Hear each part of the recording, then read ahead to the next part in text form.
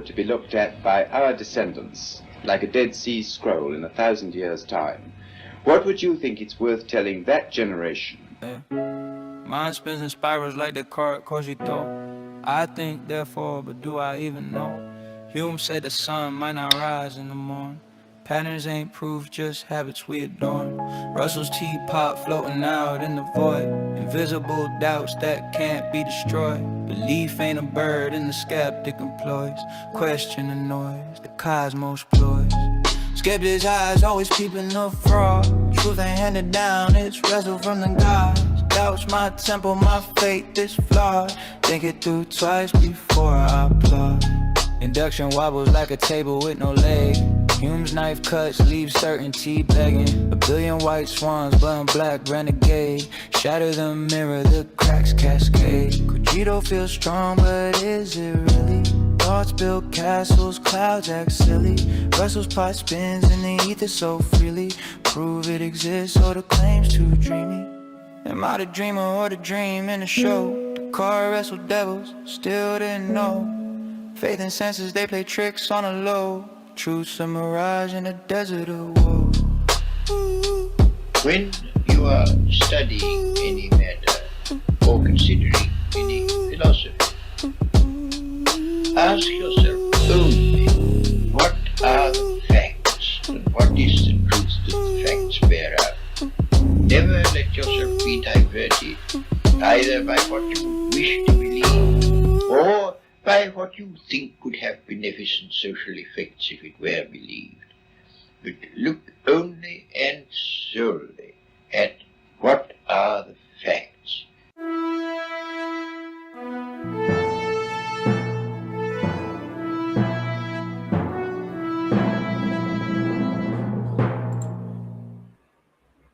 Hello, everyone, and welcome to Skeptic Philosophy. I am your host today, and we have with us Curt, and we are discussing the subject of Yahweh and Yahweh's origins. Thank everybody for stopping in. We're going to get right into it after we get an introduction here from Curt. Curt, introduce yourself, man. Yeah, I'm a non-specialist in either archaeology or history. This is a personal interest of mine from having grown up believing all this stuff and gradually deconstructing over, 10 or 15 years. So I've always found it fascinating, and I've read a lot about it. And a lot of what I'm going to discuss today does come from a specific source, which is a book by Mark Smith called The Early History of God, Yahweh and Other Deities in Ancient Israel. And I think it's a valuable book, but obviously there are positions that he takes that I don't take, and I'm responsible for what I'm saying today, not him. But if you have any questions or anything, we can do this completely free form, but I do have slides that we can look at if you want. We're going to go ahead and drop your slide page up on the screen here, and I'll let you take it away. Sure. So what we want to talk about is the origin of the idea of Yahweh. And I am going to say, starting off methodologically, we're going to give priority to verifiable non-confessional documents and verifiable archaeological structures before we examine the confessional documents or the stories that were told in the Bible or other texts, because texts are usually going to be, to some degree, in the ancient era, propaganda, regardless of what their sacred status was for the people who were consuming those texts, right? So the earliest mention we have of a unit called Israel is in the Merneptah Stele from Egypt.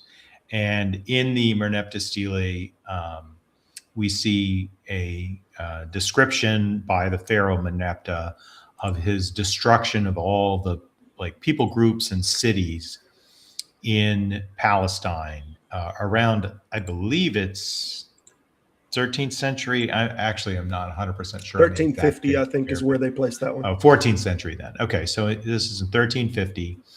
And he mentions Israel as a people group, not a city. There's a way to mark that in hieroglyphic writing of the time.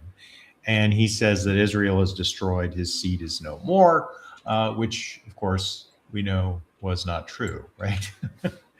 So that's the first time we get that name. But between 1350 and the 10th century, we really see... Sorry, go ahead. Correction on that. I apologize. 1350 was another document. I mixed the two up. When you're talking about 1213 to 1203 is where they're placing it. Okay, so 13th century. So, yep. But we do see basically an archaeological silence on the term between that time and the 10th century, where in the 10th century, we definitely do start to see like specific mentions of both Bible-related documents and terminology, but also we start to see things that specifically are starting to look like what we associate with the worship of Yahweh in Yahwistic terms. But we have to really look at the origin there. What we see is that there's continuity in like Palestine, there's continuity in geographic Israel. And what we find is that Yahweh doesn't have any characteristics that make him particularly unique within the older Northwest Semitic religious tradition. So in the oldest Northwest Semitic tradition, you have a head god, a father god, a leader god, whose name is El. And you have a Lord. The word Baal literally means Lord and literally means master, such that in biblical Hebrew, the term for husband is Baal.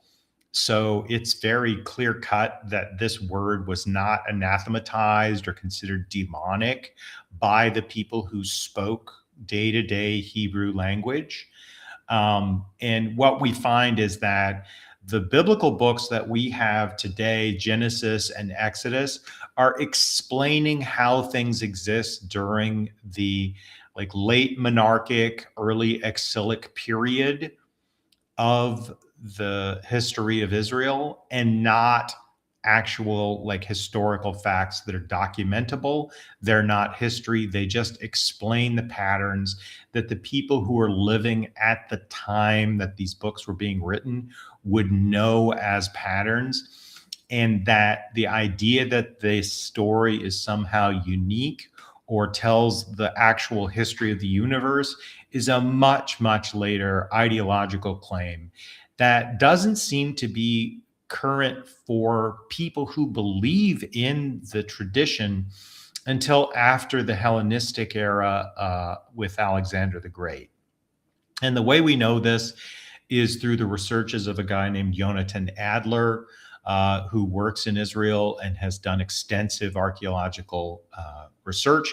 And what he sees is that around the 10th century, which is when we start to see some of these early tablets and stelae, you start to see the absence of pig bones in the highlands of modern geographic Israel.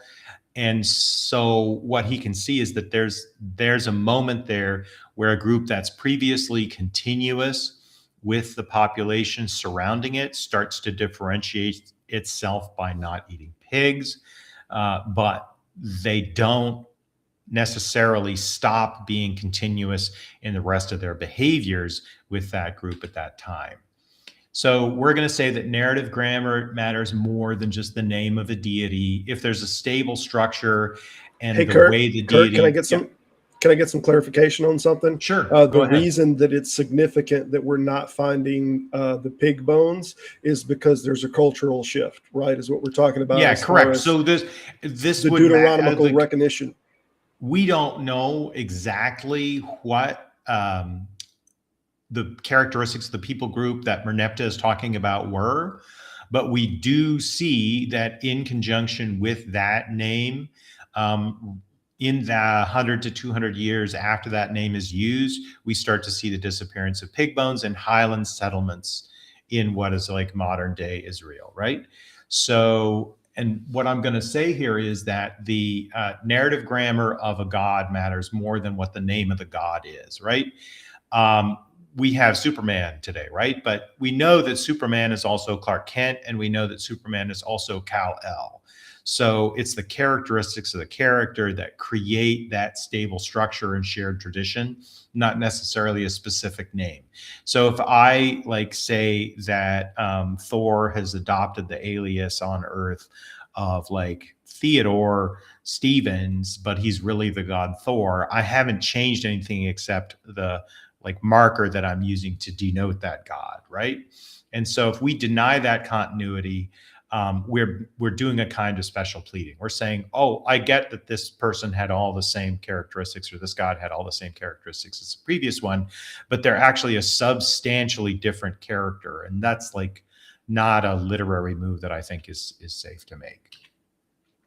The book of Genesis, as it is written, is just all etiological myth. There's simply nothing within the book of Genesis that can be reliably established as historical. And that's the consensus of modern scholarship, right? Modern scholarship says the earth was not created in the way that is described in Genesis. The Garden of Eden did not exist as it's described in Genesis. The flood did not take place as it's described in Genesis.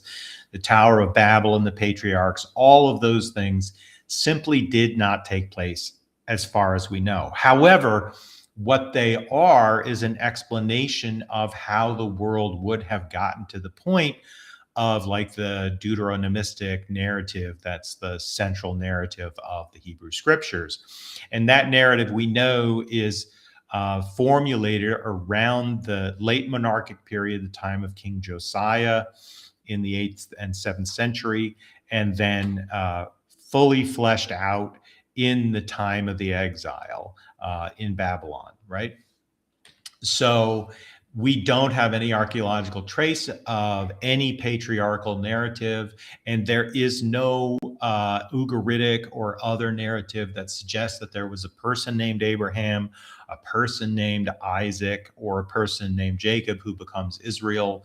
There's simply no Middle Bronze nomadic horizon that we can tell. The story of Abraham doesn't seem to match the domestication of camels that we find in the archaeological record. And this is just a textual tradition that would explain the Babylonian origins of some Hebrew practices, like Sabbath keeping, that would have come to the Levant with Abraham at that time. And then it explains things like the character Israel or Jacob raising up a large stone at Bethel for a symbol of his covenant with the god Yahweh, right? So we don't see any evidence in other texts that these narratives were known until the authorship of the Bible. And in fact, a check digit on this is the book of Job, right? Job just doesn't tell us that story. It tells us a different story. So following Finkelstein and Silberman's book, The Bible Unearthed, what we can say is the patriarchs are literary figures. The Genesis is reflecting that time frame that we talked about before of King Josiah. The Exodus is not recoverable history, and Israel emerges indigenously in Canaan as a separate people group and not as some separate lineage that came out of Egypt. And what we need to understand is that the Genesis narrative, specifically in telling the story of Cain, is actually telling us something important about the origins of Yahweh. So Cain is a stand-in for a group called the Kenites, probably pronounced Kenite in the original. We don't know with the vowels on that one. Yeah, something like that.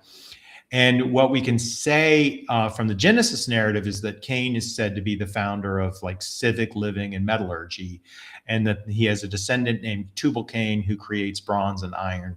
And what we know archaeologically is that the northern Sinai and Western Arabia and those areas were the origin of copper metallurgy. That was a very, very productive and valuable industry in that area at that time, and that they really were the first areas where we start to see Yahwism emerge. such that the story in Genesis of Cain is explaining how this group has its name.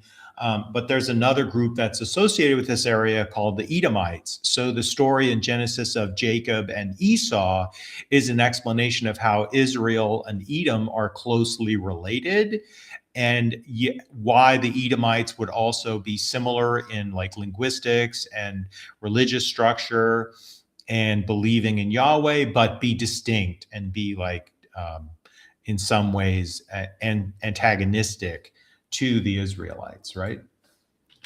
So the early profile that we see in the archaeological record of Yahweh is that he's from the northern Sinai or southern Israel. This is associated with Seir, Edom, and Teman. He's associated with fire and deserts. He is not yet a rain god, and he is not yet a distant patriarch. And what we need to do is still a war god, though, right? Yeah, absolutely. And what we need to look at is like, why would we write an Exodus narrative, right? Well, one reason is to get Yahweh into the Sinai, because we know that Yahweh did originate in the Sinai. And so we're going to have him appear initially on Mount Sinai and give the law from Mount Sinai. And we're going to have a worshiping of a golden calf in the Sinai to explain why there's all these calf statues all around Israel that are associated with Yahweh, which there are many of those, right? We found many of those. So like in Exodus, it specifically describes during the Sinai, when Moses was on the mountain, that they built a golden calf and said, this is the God that you worship. Well, why would they say that? Unless a golden calf was the way they worshiped the God Yahweh in the Sinai. And that we see evidence of that at that time, right? So this seems to be the first Yahweh, the Yahweh Teman, and there's description of this Yahweh Teman and a Yahweh of Samaria in what's called the Kuntillet Ajrud inscriptions, which are 9th century like Paleo-Hebrew inscriptions that have been discovered and were first published by archaeologists in 1976. So the Exodus, like I said, is like not a historical event. There's no evidence for a mass migration. Linguistically, the Exodus is simply impossible, right? If people had spent 400 years enslaved to another population, they would never speak their native languages anymore, right? We don't have any evidence of any group maintaining their language through that kind of experience. How would the children be instructed in the old language by the parents when they're being taken by the masters immediately? So the amount of Egyptian loanwords that get into Hebrew is very low, not what we would expect with that kind of cultural imprint. There's zero archaeology to support a Sinai wandering of Israelite people. And the Exodus is just explaining these narrative structures that would have been apparent to late monarchical Israelites and not an actual historical event. And one of the key things that I was thinking about this morning when I was thinking about the talk is in the Hebrew Bible, when people who are Midianites or Moabites or Philistines or anybody else is interacting with Israelites, there's never a translator. They always can talk to one another with no problem, right? That's never seems to be an issue in the biblical narratives. Well, what does that mean? That means they all spoke the same language. They all had the same like thought structures. They were coming from cultural similarities. So, or it's narrative driven. That's another. Yeah, or it's made up. It could just be made up. But Yeah. even if it were made up, if that linguistic friction had been there, the authors might have felt compelled to like document it or mention something about translation problems or something. But there's no question that Jezebel and Ahab speak the same language, and that Jezebel is very comfortable directing Israelites without Ahab being around or having a translator there to tell what's going on. Another key characteristic here where we can see that there's a problem is that Egyptians like love their rivers. Like in Egypt, the river is the central fact of life, and it's the, you know, Egypt is the gift of the Nile. So there's nothing in religious structures in Egypt that is anti-river, whereas the whole Exodus narrative and the whole like Hebrew Bible structure of Yahweh is anti-sea and river, right? Think about what literally the story of the Exodus is like destroying the Nile and destroying the Red Sea, right? Yahweh is always attacking water, and the Exodus is sort of anti-Egyptian propaganda. And it knows it's propaganda because it doesn't name the Pharaoh. It just calls him Pharaoh. It's like having a narrative in English where, the American is named president. President who? President what? President when? We wouldn't ask that question unless we thought that there was a historical nature to it. But obviously the people who are writing this know there's no history to it, so they don't. There's another theory on that, Curt. There's another theory on that. Justin from Esoteric mentioned it also, that it's likely that if the story is being written much later, they don't want to mismatch the Pharaoh timeline. So they're not saying who the Pharaoh is because they don't really know the timeline of the Egyptians. And that's not that different, right? It's basically saying, oh, the president. When we don't have to say, then we can't get caught out, right? Yep. So, and we have loads of pre-Israelite evidence of this myth being a huge issue in the Baal cycle, right? So in the Baal cycle, it's basically an annual cycle where Baal has to defeat the chaos dragon, and then he does battle with a death god named Mot, and he is temporarily vanquished by the death god Mot until the goddess Anat can bring him back to life in the fall, where he brings the rains and he rules from on top of his mountain, right? And so we see loads of these types of metaphors associated with the Baal cycle being attributed in later eras after Yahweh is imported north to the higher places in Judah and Samaria, such that, and again, the whole story, the 10 lost tribes and all that, we know that's not an accurate depiction of what really took place, because there are believers in Yahweh in Samaria at the time of Jesus. Like, the 10 lost tribes weren't that lost if they were still around as Samaritans in the 1st century, right? Yeah. So the core myth here is that the leader god, and sorry about this spear being like broken in half. Obviously, these are AI slides. Yeah. But the leader god, the Baal or the Yahweh, rides a chariot and defeats Leviathan or Tehom or Tiamat, depending on which particular structure of it is. But there's a god who attacks the sea as a symbol of chaos. The monster is defeated, and you get order and kingship established through that. And this is just a stable grammar. There's no difference in the way it's described with Baal in the Ugaritic texts that we have, and the way that it's described when it's ascribed to Yahweh in the biblical Hebrew texts that we have. And we have a thing called the Tel Osmar seal that dates back to 2200 BCE. So this would date to earlier than the time of the purported Abraham on most biblical timelines, but it shows a Baal-like figure, or at this time it could have been a god like Dagon or El, who's spearing a 7-headed dragon. And yet we see the 7-headed dragon showing up in the Psalms as something that is defeated by Yahweh, and even showing up in the book of Revelation in the Christian New Testament as something that is still being used as a metaphor. So this to me is fairly compelling evidence of continuity and not rupture. And this means that however we want to describe the God Yahweh is adopting a religious vocabulary that is millennia old by the time he's being written about. Certainly. Hey, let me just say something right quick on that. Sure, Curt. go ahead. This 7-headed serpent also we've had, and I don't know if anybody subscribes or watches any of Dan McClellan or any of the other scholar channels on this. He's talked about this subject, that modern apologetics tries to write this off to being symbolic or of states or being symbolic of the devil, and that many biblical scholars, as well as Dan McClellan, says this is clearly not the case. This serpent is a reference to older ideologies and God's slaying this, just plain and simple. All right. So we talked a little bit about the Baal cycle, and Baal is fighting a being called the Yam, who represents the chaos, but he's also written as Lotan or Leviathan.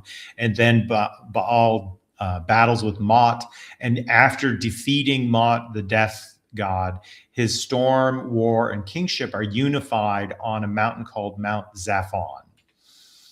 And we know that from the book of Job, this was the narrative for Yahweh as well. Job basically uses this exact narrative to justify the actions of his deity. There's no apologetic to say, by the way, this isn't Baal that we're talking about here, or this isn't part of that cycle that you know about. You just change the names. Nothing else has changed in Job. So Job is clearly showing continuity and not any kind of rupture or change in the status of the deity. So in Psalm 74, we see Yahweh crushing the heads of the Leviathan. And in Isaiah 51, we see him destroying Rahab. Now, Rahab is actually a symbol for Egypt in many texts, but is also a demonic serpent who's in the water. So we see the same mythic structure, and we just see different names. So this is like I was talking about Kal-El and Superman. In Exodus 7, there's an interesting scene where Moses and Aaron are trying to get the Pharaoh to relent. And in English, these staff transformations are translated as having become snakes or serpents. But the reality is that they become chaos dragons or tanin, which is the chaos monster. It's not a simple snake. And so Yahweh's chaos monster is now swallowing the chaos crocodiles, probably, of the Egyptian Pharaoh. And the Pharaoh is just a symbol. We already talked about this.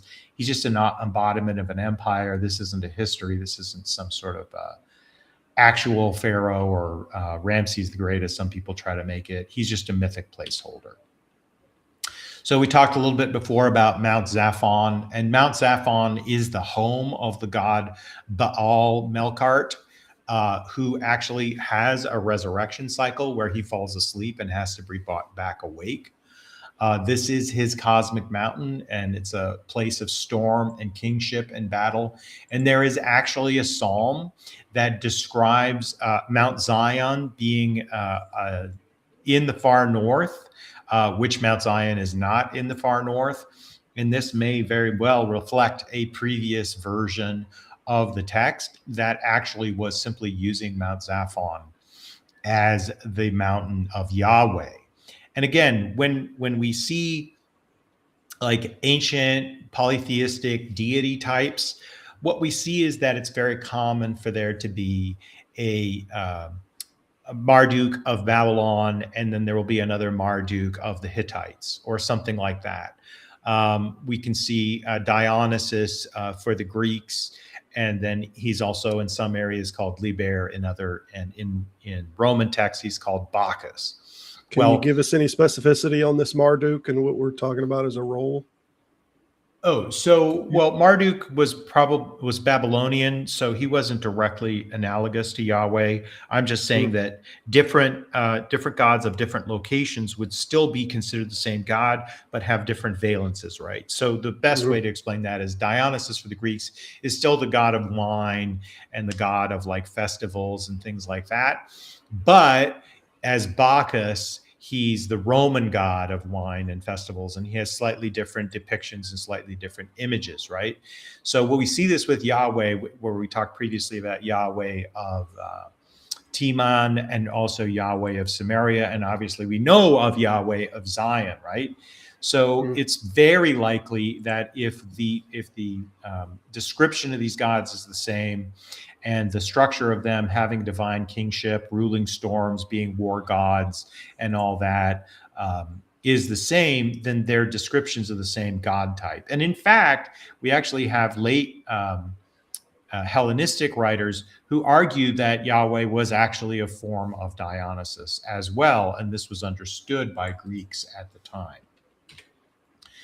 So the Mount Zion is referred to in the Psalms using the exact same terms as some of the Ugaritic texts from the late Bronze Age refer to Mount Saphon.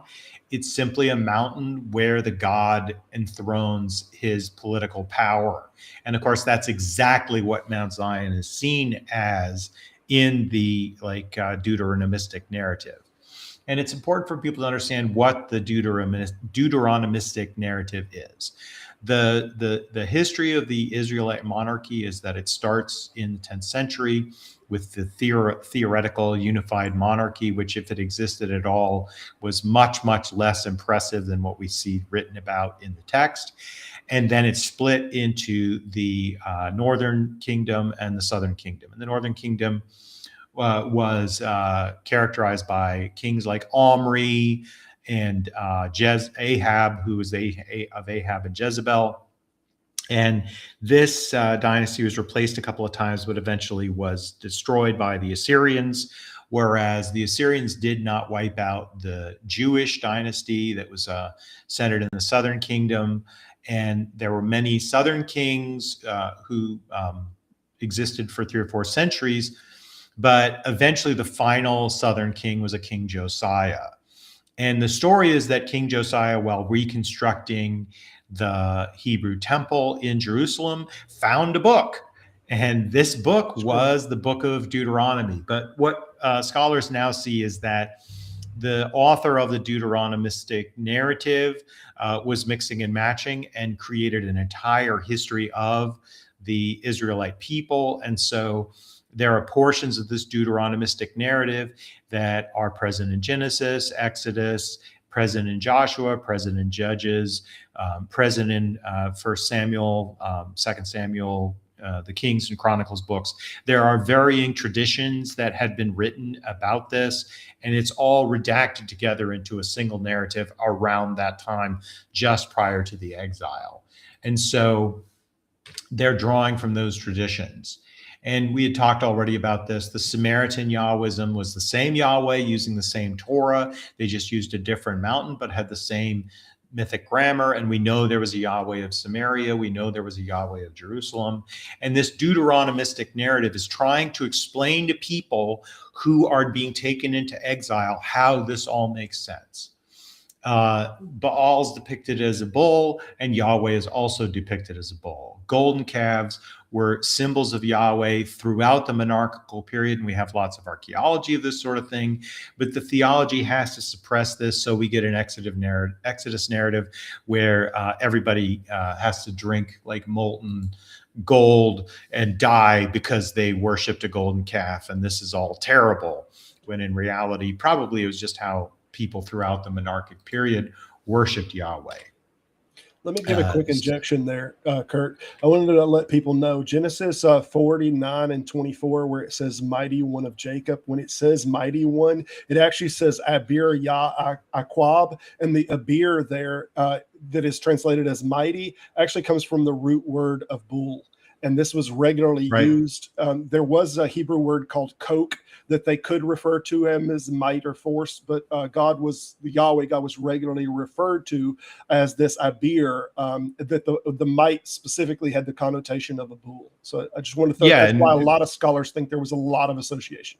Yeah, it could be translated bullish in modern English, for example.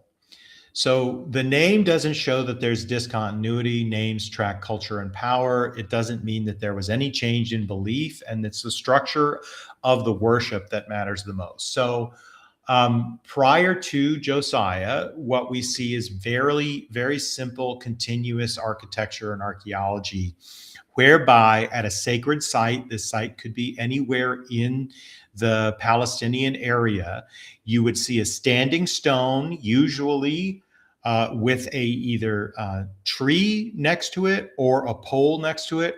And these combinations of standing stones and trees would often be on what are called high places.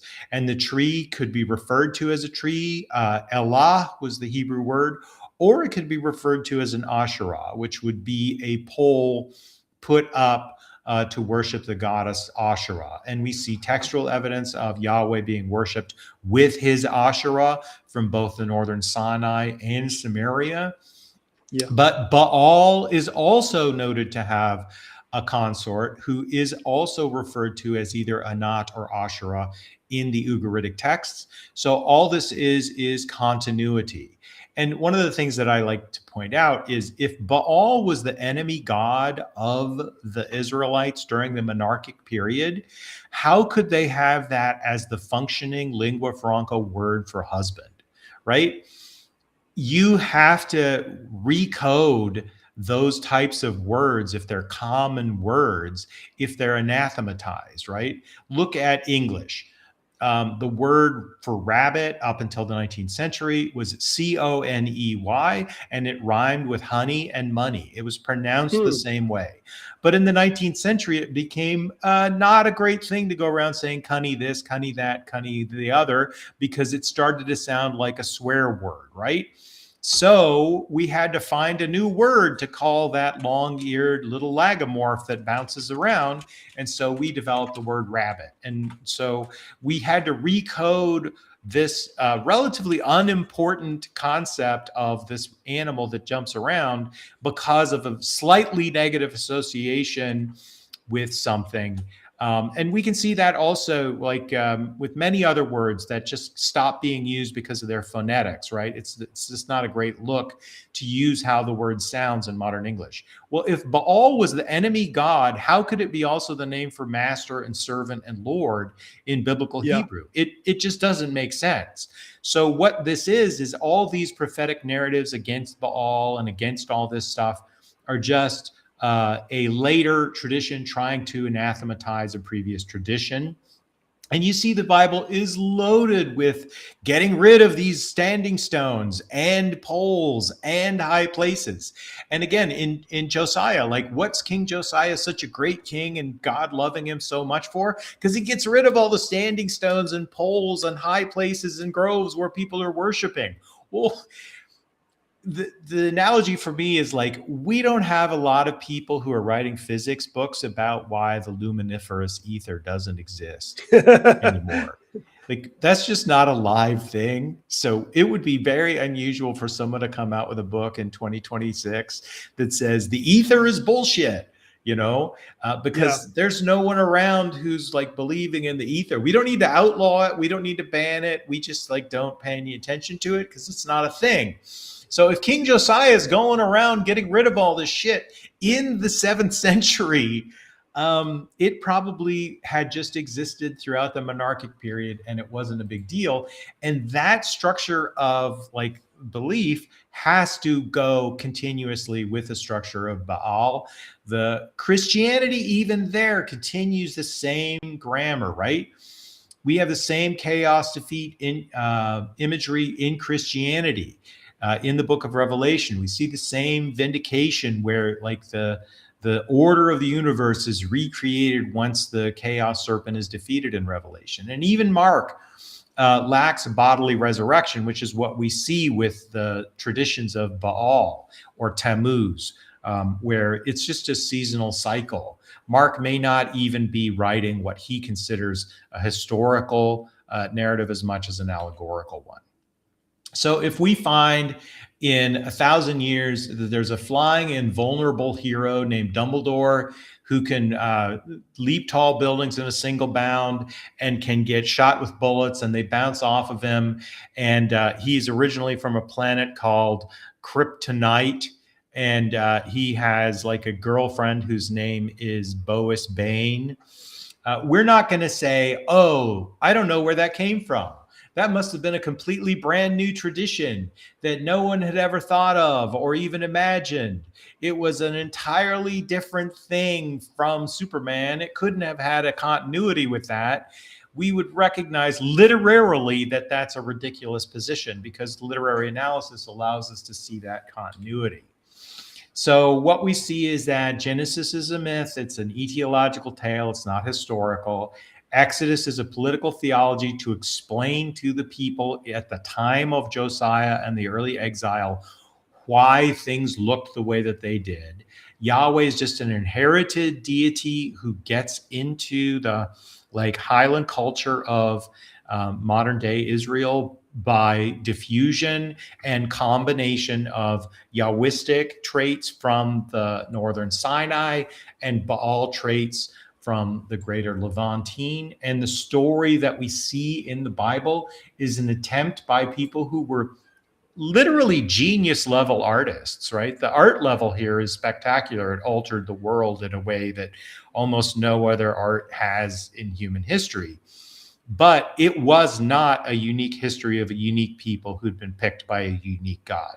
There's simply no evidence for that. Yeah. Yep, great presentation. We still got 20 minutes left. You got a bit more in you, or you want me to put some slides up there and we'll I'm happy to go through anything. And if there's anything that you had wanted to get through that we didn't get a chance to cover. Let me put something up here and let me pull this one down. Oop, there we go. I'm gonna skip here. Let's see how I skip here. We're gonna. Oh, I see how I do it. Boop. Let's see.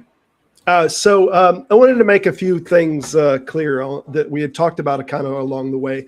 This term with the mountain, before we started getting the use of the word Yahweh, we see the ideal from Exodus that Abraham and them, as you see on the text here, that I appeared to Abraham, Isaac, and Jacob as El Shaddai, but my name Yahweh was not known to them. So the ideal is that until Moses, no one would have knew this God by Yahweh. And we even get this in Exodus 3 and 13, that this is when it was first revealed. The name Yahweh was revealed to Moses. So that's starting the ideal of a timeline that Abraham and them wouldn't have known that. But I wanted to say this about El Shaddai. This term El Shaddai, there's an association with mountains, as you mentioned. And the best I understand this is that, and let me see if we covered it in the next. Oh yeah. So this El Shaddai combines the word all powerful. This is what people traditionally have said the word means, all powerful, the El Shaddai, but it does not have a root word. It doesn't connect to this term with any roots. As I mentioned earlier, there's two different power words that we use. And one is it uses the BR kind of connotation. That is power. That is where we got the abri, that is like the might of a bull. And the other one is coke. I think it's just said coke with a strong K kind of sound. And that's the two primary root words of power or might. So El Shaddai does not have that in there at all. But the other thing was that people use mountains as symbols of power regularly. And it is possible that what was being meant there was this Shaddada from the Hebrew, or this and you'll even pull this on the Wikipedia page if you pull up El Shaddai, that many scholars are suggesting this might have come from the Akkadian, from Shadu. But this is almost like saying mountain god or mountain power god, the El Shaddai, which traditionally got translated as all powerful. But that's what the older ones would have known him as. And then we move forward a little bit, and this is where I pulled the 1330 from. So this is when we get the first reference of the YHWH. We get it in the Greek, and you can pull this off of Wikipedia or anywhere else where we see this YHWH, and there's a little bit of tear from my understanding of how scholars think the not diphthongs, but the pronunciation of this was supposed to go. Some think it was said Yahoo or Yahweh is how they believe that the Egyptians would have said it. But what we get in here is that they refer to them as the Shasa. So this is the first time that it appeared in a text, and it referred to the Shasa of Yahweh, which is like the nomadic followers of. They think later the word Shasa wound up transforming into something that meant people who engaged in brigandry or nomads, that they lived by kind of raiding other tents. This is almost like desert pirates. So the ideal is that that this is how they were first identified, not as a as a group, but kind of as a or not as a people, but as a cultural group that were following the Yahoo, right? And this, Yeah, the first and time that we I get the didn't reference. I didn't mention this, but the association of Baal with tents Yeah. and the god El with tents. There's an El Kunirsa who is associated with tents in the Ugaritic texts, and Yahweh is also associated with tents and nomadism. So this would be another reason to make an Exodus narrative, and there is a tradition of raising tents for Baal in the Ugaritic that's like 1200 to 1300.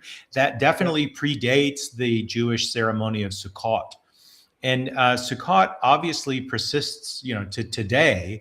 But when you read the Transfiguration narrative of Mark in a certain way, what you can see is that after Jesus appears with Elijah and Moses, Peter comes forward and says, "Let's raise tents for each of you three." Well, this is a recreation of the Sukkot narrative, right? And what does Jesus do? He just like, fuck that. I don't want anything to do with that, and just walks away, which is like part of the narrative, right? The Christian move is to say, oh yes, all this Israelite stuff was real and it was fine, but we've superseded it now. We're just going to use the text for ethical instruction and how to be a good person, but we don't have to follow those holidays and rules. And Paul's very explicit about that.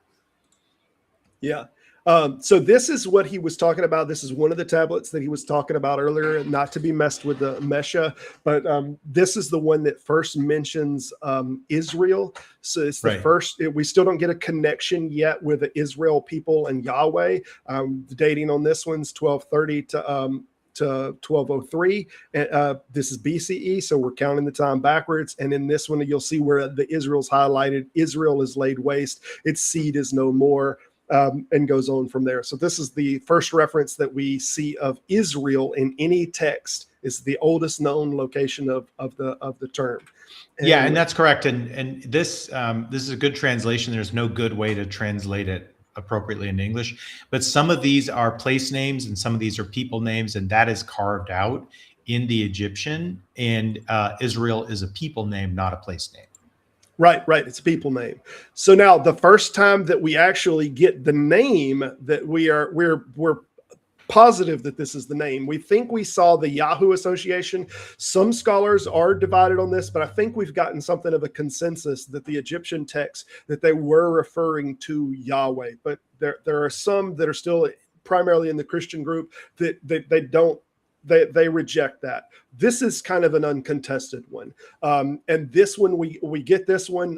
This is 840 BCE. We're counting closer down here. And this one, we have a similarity also in the Dead Sea Scrolls. I'm going to flip back and forward. I want you to see inside of the box here, because this is Dead Sea Scrolls, and this is written in Aramaic in this case. But what you'll see, the name of God or Yahweh is actually used in Paleo Hebrew. They still write it in Paleo Hebrew, and this is almost exactly the same as the writing. But this is a different. I'm trying to think of the name of this. This is this type of language, or the type of script it is. But anyway, the Paleo Hebrew. So this may be important too. There is certainly a way you could view the Israelite script as having descended from an Egyptian script, but it does not descend directly from Egyptian hieroglyphs. What happens is that the Egyptian hieroglyphs are repurposed, some small number of them, by the Phoenicians, and the Phoenicians develop a local script. Yeah. And then the Phoenician script is converted into this Paleo Hebrew script using some specific characters that have specific sound configurations, but that the biblical Hebrew, the way biblical Hebrew is written, is a reworking of this Paleo Hebrew script with the Aramaic script that became popular later, such that it's a mixture of both earlier Phoenician scripts and so this Aramaic is Phoenician script. Is what this is. It's more Phoenician. It's not. There are scholars who argue this is simply Phoenician writing, And there are scholars who try to split it out and say, well, no, it's an earliest form of Hebrew. But the key point is that people who were able to write in this script would have been able to talk to people in Tyre and Sidon or any of these Phoenician places with zero problem and zero interpreters, and no different than somebody from Scotland is able to come to America and walk have the around conversation. Today. Yeah, Dr. Justin, I can't think of his last name, but from Esoteria, which has done interviews and talked about, he's probably one of the most knowledgeable people that you'll find online. I'll put a link on some of his videos. He talked on this subject, and he said that if you have learned Paleo Hebrew, you should be able to read much of this Phoenician and not have any problem with it. It's just that similar. Moving on now, this is the Mesha. This is the Mesha script that I think was mentioned earlier. I'm trying to pull the dating on this Mesha one.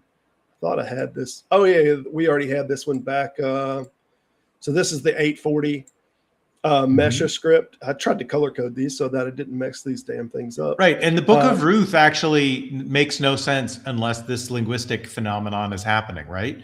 How is Ruth falling in love with Boaz and they're getting married if they don't even speak the same language? Which on the traditional like Exodus, Joshua, Judges narrative, there's just no reason for linguistic identity between these people groups. They should be vastly different. Yeah. So this is where we get the name Yahweh that first appears in this. That we're clear. It's distinct that we're talking about the name Yahweh. This is from the Moabite king here, Mesha, that has just made quite a victory against the Israeli people. And he mentions on here, you'll see there towards the bottom, for I devoted them to Ashtar Chemosh, which is the patron god of the Moab people. And I took from them the vessels of Yahweh and offered them before Chemosh. So he defeated Israel people, and then he took those vessels. We don't know what the different offerings or whatnot was, but he placed those and wind up giving them before Chemosh. And something that I noted on here is Solomon even built a shrine to Chemosh up on a mountain. Correct. As you mentioned earlier, they always wind up building these up on a mountain. So he built some kind of shrine. We don't think it was a temple, but we do believe that it was a shrine on one of the mountains. This is mentioned in 1 Kings 11:7, where he winds up building this to Chemosh. So Chemosh, even by 930 here, still very popular, but this with Solomon happened before the ordeal of the Mesha. It's about 100 years prior to that. And just another quick thing about that is the idea that these gods are not all the same is technically true, right? But Chemosh has many characteristics that are very, very similar to Yahweh.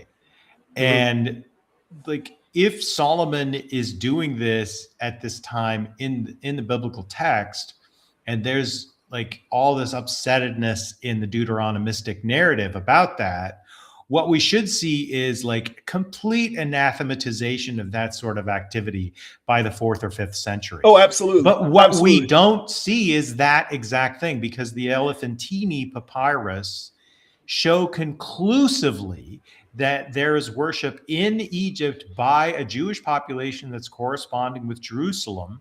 And this group wants to build their own temple in Egypt, not in Jerusalem, which they're getting approval to do. And this temple is going to be to Yahweh and Anet Yahweh. And Anat is the Asherah version of the Northwest Semitic people from back, in the 1200, 1100 late Bronze Age time frame.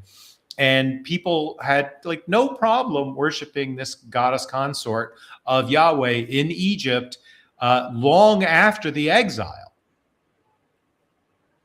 So I wanted to mention this on the monotheism. There's a little bit of a debate on this subject, and people go different ways on this. If you listen to or read anything from Dr. Mark S. Smith on this, which is written exclusively on this, he is a Christian. He's the one whose book I used a lot of. So he takes it that monotheism didn't really start in till about 600 in the 7th century. Seven or 6th century, he puts it that this is where monotheism the starts. late Josiah, early exilic Right, period, like Josiah. for sure. Yeah. Whereas we still do have many skeptic or more critical scholars that don't think that we truly get monotheism through the entire thing, and that what we get is more of this henotheism that is, my God is the centerpiece of all the other gods. He's above all the rest, and there's this kind of comparative. So one of the things that we play with, and you'll see in Psalms 96:5, which you'll hear a lot of theists will reference this, for all the gods of the people are idols, but the Lord made the heavens. And the ideal in this text is that the theists will say that that means they're just idols. They're not real gods. But this is a play with some words. There are two different words here that they are pronounced almost exactly the same, said the same, but they are written slightly different. And that's Elohim and Elohim. And one is like idols, and which can in some sense mean worthless things, and the other is Elohim, that we see gods referred to regularly as. So when you see this in Psalms 96 and you see it in Psalms 115, you see this, it says for all the gods, it'll use Elohim of the people are, and then it'll call them Elohim, or idols, but it refers to them first as gods or a part of pantheons, and then it says that they are worthless things, that the Lord made the heavens. And in the case of the Lord here, I'm trying to think of the word that we get that ends up getting transferred over to the Lord, but it does seem like it's Elohim or something like that. I'd have to look. No, and see. well, if it's in biblical Hebrew, it's usually Baal. No, it wouldn't have been Baal in here in Psalms. Yeah. All right. But but one of the things that is present in the Psalms and is also present in, I think, Isaiah and also in Jeremiah, is this polemic against worshiping stone and wood. And that's seen as like just like somebody's carving out a Ganesha figure today or something like that. But no, it's a direct polemic against the standing stones and the poles, stone and wood together. There's like several, I think there's one in Ezekiel and one in Ezra where like the stone cries out or the wood speaks. And those are, again, these are anti-Israelite practices that are being called out by the prophets about Israel, not about people who are worshiping from somewhere else.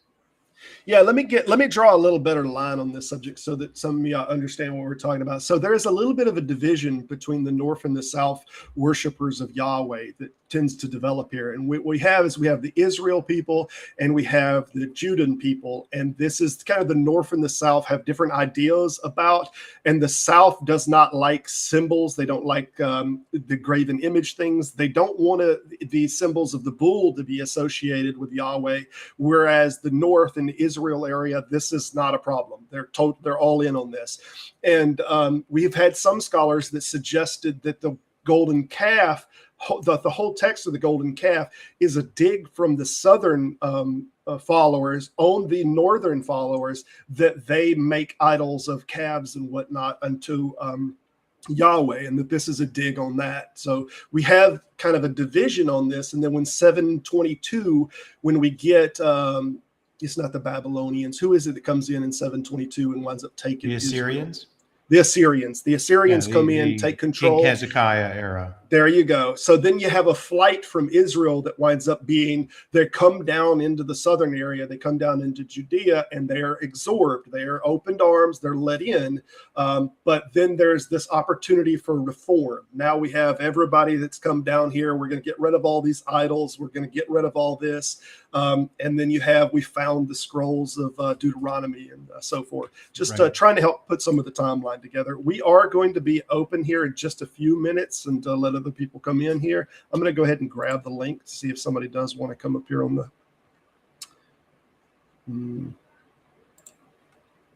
Yeah, and arguably the question of whether the Jewish people were monotheist persists all the way down, such that this is totally not something we have time get into deeply, but I'm of the opinion that the very first strain of Christianity was not monotheist, that it specifically was Marcionite, in that it postulated there was a demiurge, that the demiurge's name probably was Yahweh or Yaldabaoth or something like that, and that the sacrifice of Jesus was to ransom the people from that law-giving deity. Yeah, there's some arguments now that some scholars are starting to take that Marcionite's version of Luke might have predated what we now have as the version of Luke. That Marcionites might not have, because they were blamed by early church fathers as Marcionite's Luke being all cut up version of Luke. But we're thinking that it might be the bare bones version, that we don't know the entire thing. But I think one of the early church fathers wrote basically his whole version of Luke in their book. What's so weird is that we have a whole gospel that's named Mark, and they were these Markianites who like had a gospel that didn't have a birth narrative and didn't end the way the other gospels end, and had Jesus just being inhabited by. We're getting off track here. We'll get back on that in the Q&A. So weird that we have that. It's very weird. It's very weird. But yeah, so anyway. But it's not the same. They're not the same. Different. Okay. Yeah, I'm not totally bought in that, but I know it's a strong theory. But Deuteronomy 32. So we get this in there. Please pay attention to this, because we got two different versions that are going on. If you read the KJV, I pulled from one of the most recommended scholarly books, which is the New Revised Standard Version Updated Edition, and how this reads out. And it says, when the Most High apportioned the nations, when he divided humankind, he fixed the boundaries of the people according to the number of the gods. The Lord's own portion was his people, Jacob, his allocated share. So the reason that this is the word you have there. What's that? Allotted, not allocated. Oh, I'm sorry. Yeah, is allotted share. This is directly from the New Revised Standard Version Updated Edition. Now, what we get in the original text, which is the correct translation. I agree. They are it is among the best scholars. It's a highly recommended one. The only one I think that's recommended more by scholars is the annotated Oxford version, which you can't really get for free. You'd have to pay it to get some of that, I think. But that's the most recommended, I think, by scholars presently. But you see in the Hebrew version here, where you see the word at the bottom that's highlighted. Let me see if I can get the... Well, so there's a distinction here between the Masoretic text and the Dead Sea Scrolls and the Septuagint. Yeah.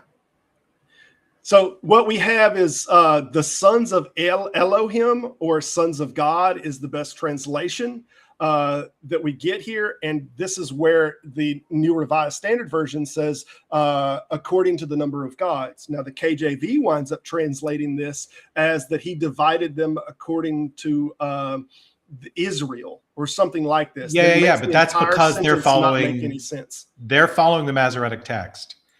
And what scholars say is when the Masoretic text has something that makes more sense on like confessional grounds, and the older traditions in the Dead Sea Scrolls or in the Septuagint are more difficult reading, the more difficult reading is more likely to be correct. All right. How's it going, man? Deconverted man, how you been? No, hey, good. How are you guys? Fantastic, man. All right. I had a bunch of different questions. I know that I've seen Yahweh's wife statue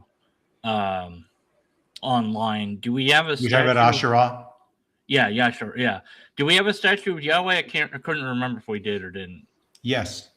Okay. Well, we have a coin. There's an argument of whether the El God is. I thought we had a coin that we're almost positive of. Oh, okay. There are images of Yahweh riding a bull that I believe. I don't have the exact like timing of them. But and there's no text on it that says that it's Yahweh, but it's from a Yahwistic location, so there's no reason to think that it would be a different God. But like again, like what the point I'm making is, as long as all you've done is change the name, but the imagery is the same, then you're seeing continuity anyway. And we have loads of Ugaritic imagery of Baal riding a bull. Do we know like other gods that also existed alongside Yahweh at that time? Because Abraham, if there was an Abraham, like he picked Yahweh, and I'm wondering like why he did that. Like, was there a pantheon of gods he could have picked? Maybe he wanted to go to pick war. Yahweh. He didn't pick Yahweh. That Well, again, he never would have knew by Yahweh. He knew by El Shaddai. Okay. Yeah, and El So is the that's a father rewrite god then, in the okay. original Northwest Semitic pantheon. And again, El persists to this day. Just say El, El, really hard, and you're going to get pretty close to a very, very popular god's name, right? So so the modern Bible really deludes the whole thing by changing everything to the word God. Translating it into lose English a lot of in a confusing way. Yes. Yeah, it's like, well, it's all God throughout, and it's like, I know that this is a different God you're talking about here. We need to. Well, just think, like in English, we translate Sheol, Gehenna, Tartarus, and Hades all as hell. Well, they're different words. They mean different things. Yeah. So we lose a lot in the translation there, and that feels deliberate to me for doctrinal reasons. But yeah, I'm more interested in learning the actual history, because when I was a Christian, obviously, didn't know any of this stuff. Never told any of this stuff. That El was Abraham. Well, if there wasn't, again, because I don't know if Abraham was even a thing, but my theory, there was no such person. He's an etiological tale, just like Adam and Eve and Noah. Okay, yeah, I mean, because God, or El, is it that you said would have picked him, if anyone, or he would have picked him, either way, however you want to. Well, the Abraham tradition, again, is written by multiple people, and I believe there is a Yahwistic rendering of parts of the story of Abraham. Abraham's always telling some pharaoh that his wife is his sister and having her go have sex with the pharaoh multiple times. It's like the story of Lot is just a retelling of the story of Noah. There's gods who are angry and they make a judgment on a people, and then they kill those people, and then they have to hide in a cave, and in the cave somebody does something weird with the drunk sex dad. So they're the same story, they're just rewritten a different way. Hey, can I make a quick thing on what this is about, and then we'll get right back to it, because we were transitioning from this page where we're seeing the power distributed from someone that is considered the most high here. Yeah, the leader of the divine council in Job. Right, the leader of the divine council, which happens over and over, and we actually see this inside of the Greek culture as well. So when we were talking about that document earlier, that is not this one. This one, the Merneptah Stele. One of the things that we get inside of here is we get almost a word for word kind of ideology of that being passed down, that it's kind of divided up. Keep in mind, they had 9 gods that I think they called them the bows, or they called their kingdoms the bows, if I'm not mistaken. I don't think it's in this text. I don't believe it is. But anyway, you're talking about the Egyptian understanding? Yeah, yes, I think the Egyptians. Each country was something like a bow, and then the bows are divided into nomes. So what we had is we had 9 districts. kind of gods of that pantheon. And what you see here is you see in the grant him a life like that of Ray. Again, and I just mentioned this to somebody the other day, that scholars are actually in widespread agreement that Ra is actually not pronounced as the ah sound, that it's more of a long A on the subject. This is the god that we commonly know as Ra. But this Ray character, they're saying amongst the 9 gods that they want him to be lifted up as the main god of Egypt forever. That Egypt be given to him as dominion amongst the 9. That he be the carrier of power for Egypt. And this is very similar to what we've seen, kind of the El deity, or the Most High, dividing up the nations and given that of Jacob, given that portion to Yahweh forever. And just real quick, phonetically, like R's and L's are closely related, and vowels move to the front and back of R and L sounds all the time. So there could even be, like, the Egyptian language and the Semitic languages are quite distant. They're further apart than, say, English and French by a lot. But if they were even distant relatives, it's not hard to imagine Ra Well, they didn't have and vowels, El, either one. right? Ra and El having originally been very similar sounding terms from a very old group that was the founder language for that basic structure. Is there something like a family tree, if you will, that shows the connections of these different terms? It's really hard to be confident. Well, they're in about different these languages. assessments. Well, yeah. Yeah. Okay. I'm going to go with no, just because they're in different languages. Okay. Some of them might wind up having a version over in the other language. Yeah, like if we could see. I mean, where it again, evolved there are from. certainly characteristics. So, like, there's a metallurgy god type, right? Right. So Ptah is the metallurgy god in Egypt, and Hephaestus is the metallurgy god in Greek pantheon. And clearly, originally Yahweh was a metallurgy god. And Ptah in Egyptian theology actually has a source, and then a word, and then a community associated with Ptah, which is kind of like a father and a word and a spirit associated with a Yahweh, right? So when you say metallurgy, metal? Yeah, making copper and so like is that based on like the wood, fire, earth, wind, metal? No, thing, not quite. Or is that that's different? Greek. Different, that's later, okay. much later. Oh, okay. Did they? Do we have any inclination of if Yahweh or any of the other gods were borrowed from Egypt or vice versa, or maybe just ideas of them were? Yeah, or... so that's very The interesting. mountain ideal goes across all of them. That's one. Yeah. But you would expect actually a near one-to-one correspondence if the Exodus narrative had some truth to it, right? We would expect to see pretty close contact, but what we see is nope, nothing. It's mostly conceptual stuff that could easily have started in Egypt, gone to Tyre and Sidon or these Phoenician cities, and then distributed down into Judah and Israel. We mostly see repurposing of Semitic structures and not direct importation of Egyptian structures. Now, the Apis bull with the sun disk in the middle of his horns does have some similarities to the bull of Yahweh. So there is a characteristic similarity there, but it's much less iconography similar. I think it's more associated with power. Yeah. So the bull thing, Yahweh being on a bull or is a bull, which I'm not like clear on which way that goes. I'm less familiar with on the bull, but being is he riding the bull or he is bull? Okay. Because the golden calf, that's pretty early in the writing. It's like, okay, they were worshiping. No, actually, it's quite late. It's early in the text of the book. I mean, in the book, it's early. The writing of the language the story is written in is mid biblical Hebrew, which is exilic time frame. So the Paleo Hebrew stuff doesn't show any knowledge of the Genesis narrative or the Exodus narrative. This was spoke about today by Dan McClellan. I shit you not.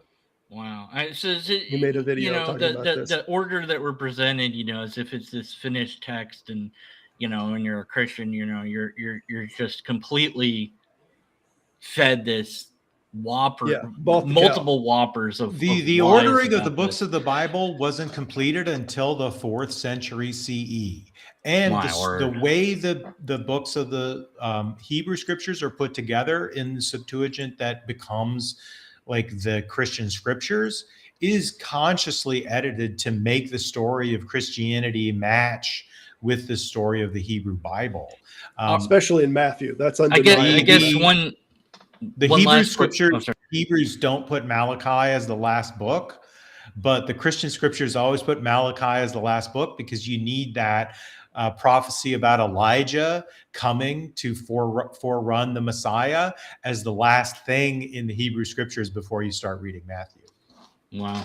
And are the Jewish people of today, are they like, how else to put this, worshiping the wrong God, like No, instead I of think Yahweh, there are or Jewish people with as much spectrum of belief as there are Christian people. So yeah, but I mean, there's like no Yahweh monolithic seems belief. like the most popular, maybe, or or is it El Shaddai? Well, Jewish people would never put it that way because they don't say the name of Yeah, their they don't say God. that. They Yeah, they say don't even say Adonai. GD. Yeah, But they would say that Adonai is distinct and fundamentally different from any of the other gods if they're Orthodox. But if they're Reformed, they might believe exactly the same thing Robert and I do and just go to Reformed Jewish temple because they like it. Yeah. Yeah. Wow. And we see actually there is a very high percentage of atheist or agnostic among Jewish people. Oh, yeah, way yeah, yeah. hire than Christian. Yeah. But anyway, let me. But that doesn't okay, necessarily thank affect you, their thank you. religious identity. They may No, yeah. identify No, as absolutely. atheists, but still go to temple and still go through all the rituals. It's still and culturally traditions. significant to them. Yep, absolutely. Right. Oh, my brother's Jewish. That's why I was curious. Okay. Thank you. That's it. Hey, Later, no problem. guys. Hey, later, man. Take care. Thank you for stopping by here. Oh, yeah. Wanted to mention this in the Second Kings. This is a prophecy, and I don't know if you've ever talked about this much, Curt, or you know much about this subject, but this is where we get the prophet Elijah says that we're going to get a victory. They're going against the Moab people that we've seen in the Mesha tablet. We don't know that it's the same battle, but they're going against them. And then we get in this 2 Kings 3. This is only a trifle in the sight of the Lord, for he will also hand Moab over to you. You shall conquer every fortified city, and so forth. And this is what's told. And then the battle goes on. And then what we get in verse 26, when the king of Moab saw the battle was going against him, he took with him 700 swordsmen to break through the opposite the king of Edom, but they could not. Then he took his firstborn son, who was to succeed him, and offered him as a burnt offering on the wall, and great wrath come upon Israel. So they withdrew from him and returned to their own land. The ideal of this seems to represent that the sacrifice changed the tide of the battle. Now, this was to the god Chemesh, or how do you say it? Chemosh, I think is how you say it, which was the patron god of the Canaanite people of Moab specifically. And we got a sacrifice that changed the tide of the war, is what seems to be representing. And then the prophecy that was prophesied by Elijah failed. Yeah, obviously George R.R. Martin has read his Bible, because this is literally the Stannis Baratheon story from Game of Thrones. But that said, this is really, really compelling evidence that the tradition that there was no child sacrifice in Israel that's used all the time is just junk. Like, we have archaeological evidence of child sacrifice going on through the monarchic period. We have evidence of child sacrifice in the Phoenician population, extending up to the time of the Punic Wars. And remember that the Punic Wars were fought between people whose names were things like Hannibal and Hasdrubal. And that Baal is Baal. That's the god they worshipped. And we have evidence of human sacrifice happening in Carthage at the time of the Punic War. And what we see in the Hebrew scriptures is Ezekiel specifically calling out the fact that Yahweh told the Israelites that they should sacrifice their children. And again, we see loads of child sacrifice, like descriptions and metaphors in the Hebrew scriptures, including the story of Abraham and Isaac, but much worse, the story of Jephthah, where God will intervene to protect a male child, but when it's a female child who's being sacrificed, God just lets it go through. Chemosh is who he would have been sacrificing to. Yeah, correct. In this case, I think the point that Curt's making on this is it's reflected inside of the text that this child sacrifice to Chemosh was successful. Yeah. And Edom was an ally of the Israelites in that battle, which would go to them both being Yahwistic. Yeah. I'm sorry, I went to the wrong tablet. It actually would have been on this tablet that you were seeing the text about Shamash. Again, we don't know that these are the same battles. In fact, the way that it's described as far as the city, it's likely that it's not the same battle. But we see then, if that is the case, that's two different times that that Moab wind up defeating Israel. One's that they seem to be the aggressor, and one that the Moabite people seems to be the defenders, and then they make a sacrifice and win that battle as well. We don't have enough knowledge to say. And again, in 1,000 years, they won't think there were two Persian Gulf Wars between America and Iraq. They'll just see them as both one war. Well, the reason that I was bringing it up, we don't really know, but it does seem like in one case that from the Jewish text that they were attacking, that the Israel was the attacker and the fortified position was Moab. Whereas when we see this from the Mesha text, it seems like that they were attacking a city of the Israeli people. So, so it seems likely, at least in the text, that this is two different things. Objective ethics. Bring you on stage, man. How's it going, Objective? How you been? Oh, fantastic. Just, the usual work drama and stuff. But other than that, everything is good. This has been a great talk so far. Before I have a couple questions. I didn't want to break the flow, but I don't know, Robert, are you aware you've got like multiple links to different backstages in the chat? And the first one I was trying to use, I don't know if you guys saw me trying to pop in. I'll unpin it. How about that? And then I'll repin one. Yeah, that might be a good idea, because whatever one I was using, it kept just kicking me back to YouTube. I don't know. Did you even see me popping in and out? No, I did not. This is the first time I've seen you come in. Hopefully that will work right there. Oh, my apologies. I wish somebody would have said that. I don't know if somebody was trying to come in. Yeah, I'm not sure. It's there's at least two different links there, which I realized. I tried the second one, and that obviously seems to be working. So, yeah. Well, there's a new link posted in there. Hopefully that one's operational. Yeah, you guys are doing a great job. Timelines look right, Curt? Yeah, absolutely. And again, anything that's in the biblical text that's not like specifically attested through non-biblical sources, we always have to be a bit skeptical of. But again, like we know that there was an Amrud dynasty. We know that Ahab was a king. We know that like there's definitely some parts of we know Assyria did conquer the kingdom of Samaria. So some of this is all fairly well established. We know there was a Babylonian exile, for example. Yeah. Sorry, Objective. My bad. I just wanted to make sure that I wasn't displaying something here that looked like there was an obvious problem on it. No, not at all. I was just curious. I missed the I muted myself. I didn't want to cut that brother off. I was just curious. There was I missed the first part of this, so I saw you may have covered it already. But I was just curious how far back you went and what sources you used. Like, have you looked into people like an Edward Dodge for his view on this pantheon and the original Canaanite pantheon where the Yahweh storm god came in?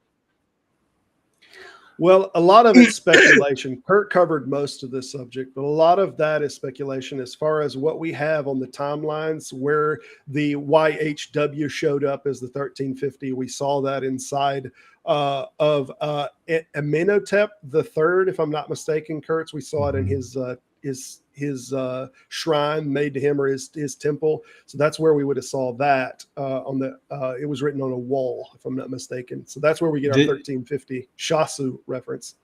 Yeah, and the late Bronze Age is definitely where we start to see in northern Sinai this distinct Yahweh figure first archaeologically. And again, so the explanation of why the Edomites and why the Sinai were associated with this god would need to be somewhere in the religious tradition. Otherwise, it wouldn't make much sense. But the specific, like non-biblical references, I think what you have here is pretty good and pretty well matched up. Yeah, and I thought about defining out the timelines a little more, like the 722 and a few other important kind of timelines for people to understand the transition. And then after that, I think we're talking about 650 or whatnot. We're talking about Deuteronomy, I think, was found during the Reconstruction. I think that's about our timeline. 650, I think, is roughly the King Josiah era, and it's not like Josiah is the last king of Judah before the exile. So, no, I don't think so. I think the exile was, you're talking about like Babylonian exile. I thought there was one more. I thought that one was closer to like there was one more, but he was in Babylon. Oh yeah, maybe. But yeah, after Babylon, I heard Dr. Justin, I can't think of his last name to save my life. He's a Mississippi boy, but he looks like he's from Israel, but from Esoteria. He mentioned that there was major reform during this Babylonian stint while they were out there, and that we might have had more of a oneness doctrine that come about during that Babylonian exile. So you're technically right. There was Jehoahaz, who ruled for 3 months and then got replaced with Jehoiakim, who got taken to Babylon. Who got taken? Okay, I gotcha. And so there's maybe a year or two between the death of Josiah at the Battle of Megiddo and the actual Babylonian exile. But that time is not enough to write the whole Deuteronomistic history or create modern day Jewish understanding. So Josiah is the last prolonged reigning Jewish king prior to the exile, I guess is a better way to phrase it. Yeah. So he's asking for us to go over the need for the Exodus story to start with. Yeah. So to go back to what I was talking about earlier, the very earliest tradition for Yahweh is that he's one of these metallurgy, Hephaestus, Ptah type gods who would have been an incredibly, like he would be like a god of cell phones today, right?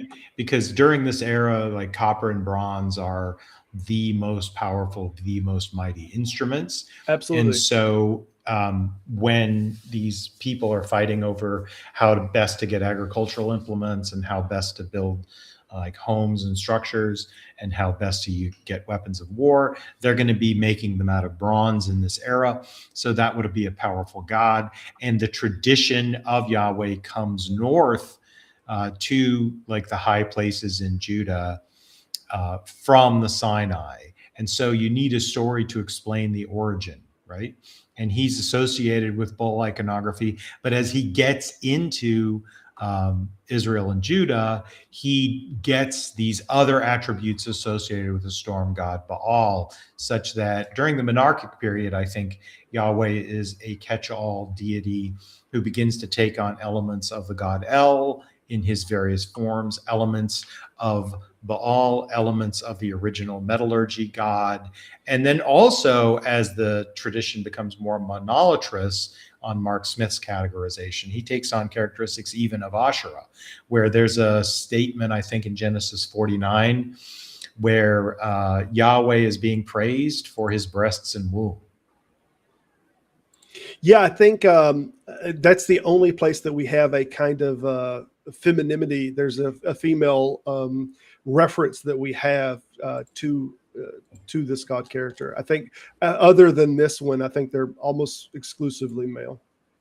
Now, there is a Tiresias tradition in Greek mythology where a character could have both female and male characteristics and be both nurturing and masculine. And so it's not actually beyond the pale or the idea set that would have existed in Palestine in like the 8th and 9th centuries that this kind of a character could exist as well. So I wanted to try to give a little rope back to the kind of Christian perspective, so to speak, of the subject. Because of this question, why place origins elsewhere? I wanted to first cover, if you see the end of this Merneptah Stele, where it says that Israel is laid waste, its seed is no more. Kara has become without widows because of Egypt. All lands together are pacified. Everyone who was relentless has been bound. And you'll hear this argument come from many religious people to say that this was the time that they were taken captive, that the Jewish people were taken captive, that they were bound here, and that they were basically made slaves. But what we get in the 1350 reference that I mentioned earlier is that they are referred to as shasu, or basically nomads or wanderers. They didn't have a home to start with. And then we have later, and I wish I would have put it in the slide, but I think we get as late as 1100, we get references of shasu being directly associated with brigandry and kind of stealing stuff from tents or raiding small villages and whatnot. So we think that these shasu, and even in this image here, what we have is the people are considered spies. I think this is referred to generally as the Egyptians beating shasu spies. I don't know the whole text that's written above this, but the ideal is that they were checking in on the small cities for them to be able to rob those cities or whatnot at night. I don't know. A lot of this is speculation from the text, but that's a little bit more of the history that we know. Yeah, and I'm not familiar with whether you know about a guy named Roland Hendel, but he's a professor. So. I forget which university he's at, but he seems quite knowledgeable. And his position is that the idea of bondage to Egypt was a present and real memory of the Israelite people, in that Egypt had controlled Canaan for a prolonged period of time. And they would have done things like have corvée labor where people had to go work on projects for the Pharaoh or things like that. But it wouldn't have taken place in Egypt. It would have taken place in Canaan. And there would have been a memory of Egyptian control and Egyptian bondage that predates the story of the Exodus as we have it now. I think you can see in books like Amos, there's a memory of being in bondage to Egypt, but it doesn't flesh out any comment about the Exodus story as we have it now, like with Moses and the wandering and the people like that. So his position, I think, makes a certain amount of sense also. But I do think that just as an etiological explanation for the nature of Yahweh being originally associated with metallurgy, it makes sense. And then beyond that, like if you look at the Genesis narrative, right? The Genesis narrative is trying to explain this with the character of Cain. And the Genesis narrative is trying to explain the Asherah traditions with the story of a woman who gets deceived by a tree, right? They're trying to decentralize this tree worship and make it something that's viewed as negative. Well, how do you do that? You make the whole story of the woman and the tree be something that people are repulsed by. Yeah.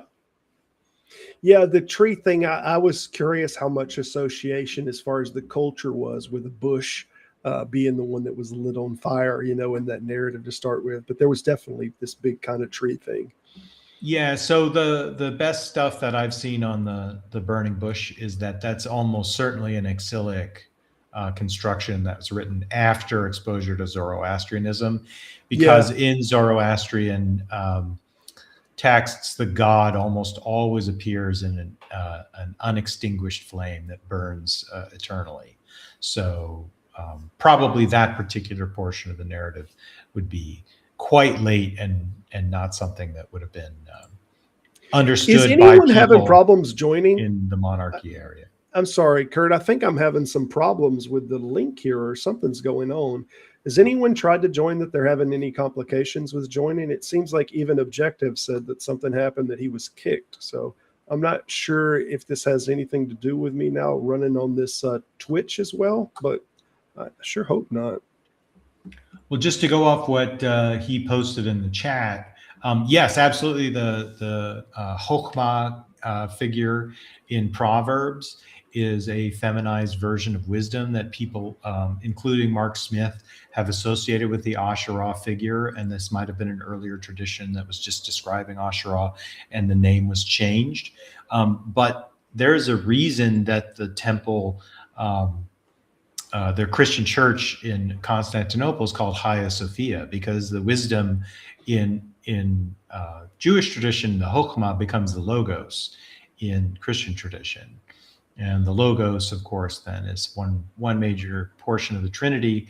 And the holy wisdom is actually the Church of Constantinople. Yeah.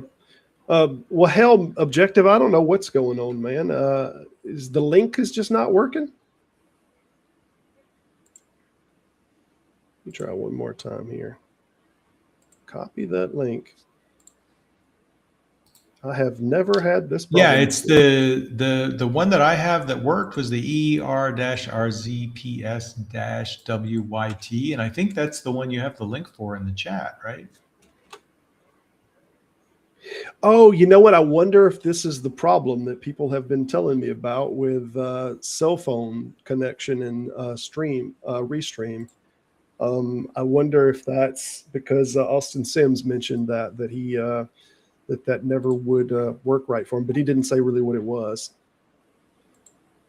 Yeah. So is everybody who's having trouble getting in on a phone and not on a PC?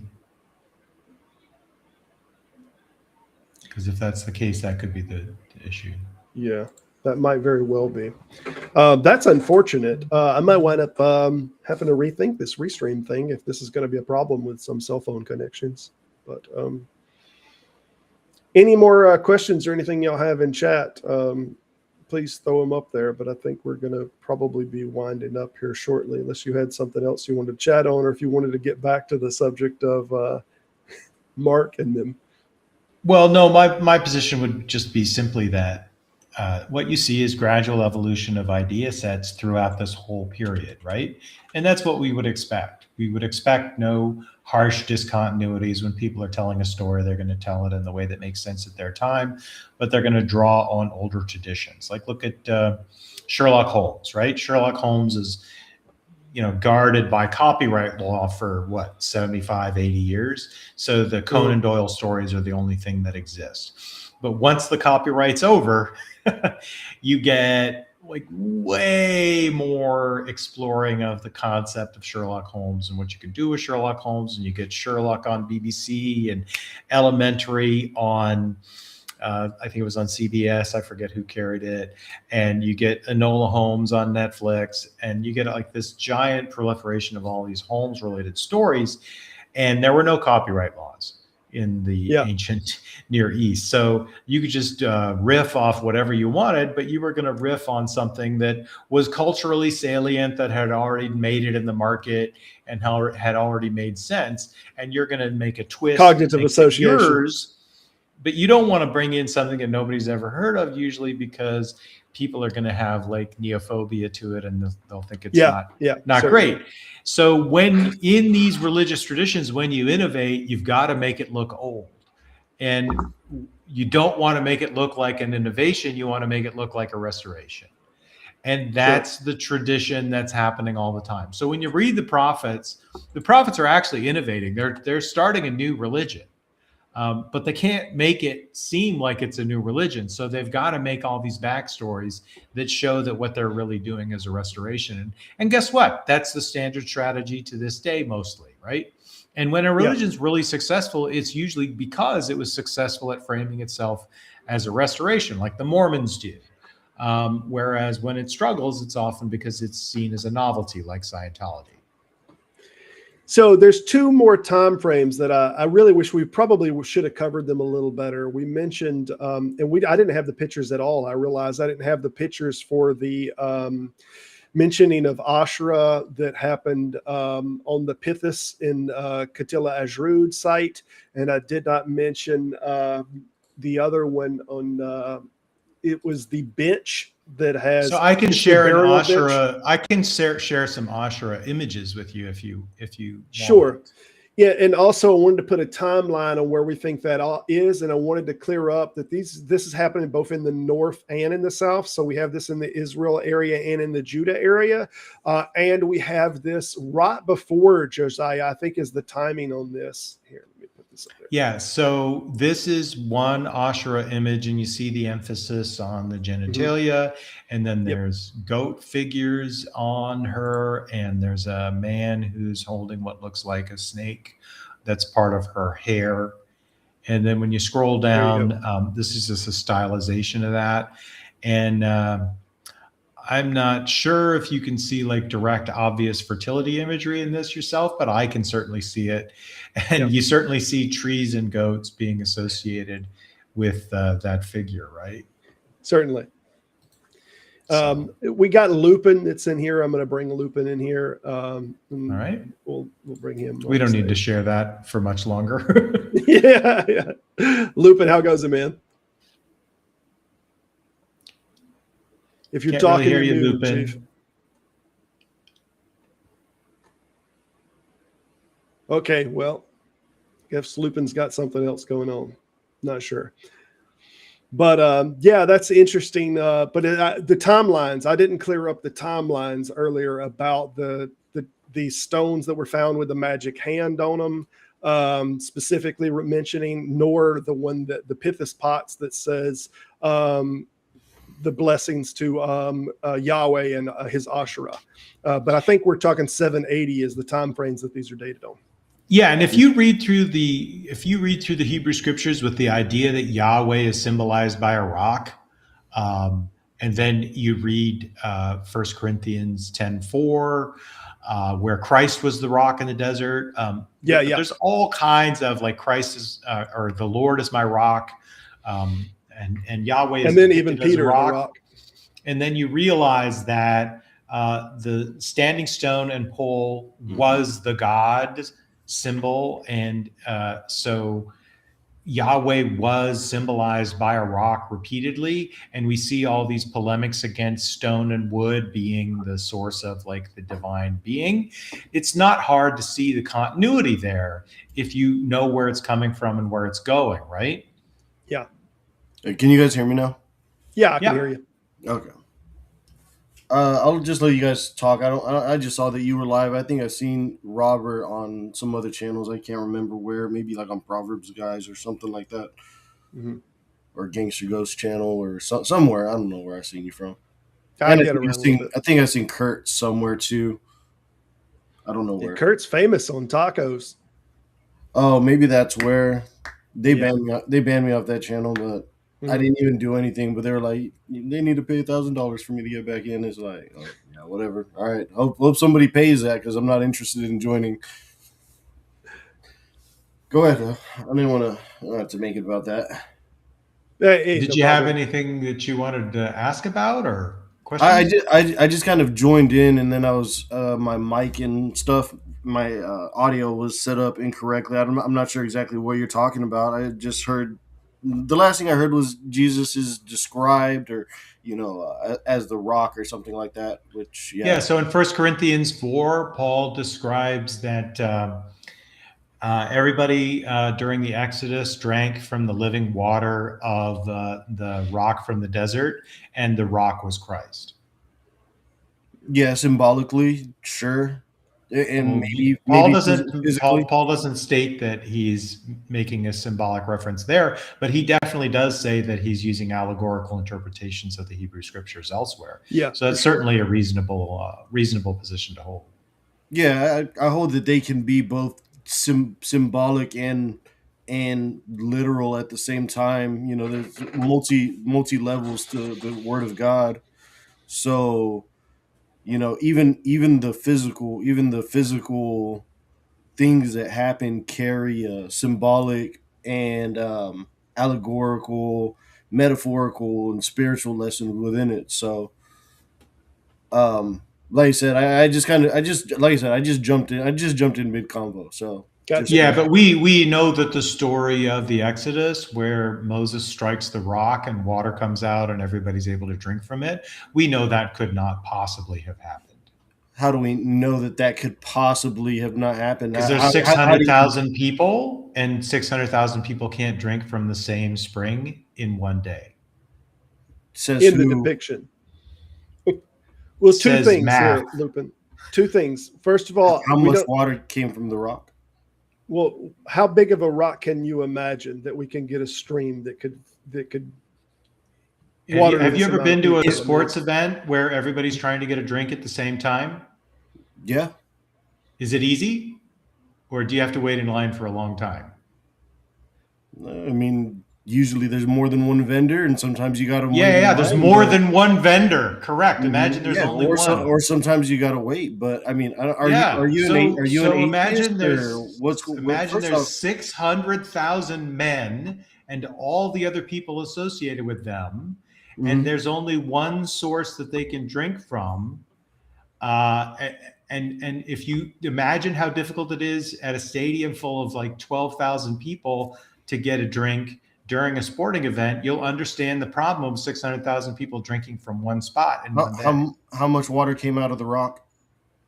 I don't think it really matters. It doesn't specify. It doesn't matter. But I'll say we have another problem, Lupin. We have another problem. Is the water materializing constantly and endlessly, or is there a source that the water's coming from? And was the rock stopping the water source, or what is the volume of mass that has to now appear here in water form, and where does it come from? I wasn't there, so I couldn't tell you. I've seen rock physically or water physically, be pushed out of rocks because they're porous, and it was a miraculous event. But I wasn't there, so it's not a miraculous event. It's a normal. They were in the desert. That happens in physics. He hit the rock. Out of. Oh, you're saying the Moses story is a miracle. Yes, but in real life, rocks do seep water all the time through just natural capillary reaction. Are you saying that Moses was doing a miracle or not? I'm saying that God used a miracle. So it doesn't matter that there's a natural phenomenon that corresponds to it. The natural phenomenon, 600,000 people couldn't drink from what comes out of a single rock. Well, that just shows you that some people would say, "Oh, water coming from a rock is ridiculous," but we just see it in nature that it actually does happen.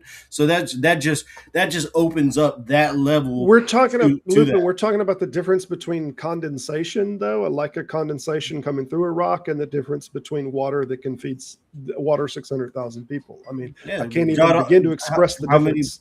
How many people did Christ feed with how many fish and how many loaves of bread? Oh, that's assuming the consequent. You're assuming that story is true as you ask the question. Yeah. I'm assuming this story is true as well. I wasn't there, but I accept. But there's no word. So we just have a different way of looking at it. You're looking at it as this must be true, therefore it can't be false. Whereas we're looking at it as how can we explain the literary production as it exists. So I wouldn't know how to explain it to you. I wouldn't know how to explain it to you. I can't even prove that it actually happened. I just take it on faith that it did. Right. So that's like a different way of looking at life, right? Your position is that you don't need to explain.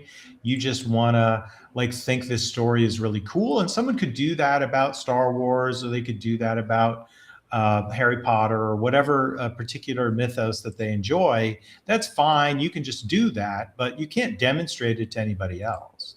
Well, I mean, I don't have to demonstrate it. It's demonstrated in nature that it happened, but I was not there. No, actually, no. That's what false. Is demonstrated? It's demonstrated that water can be absorbed and can permeate through rocks.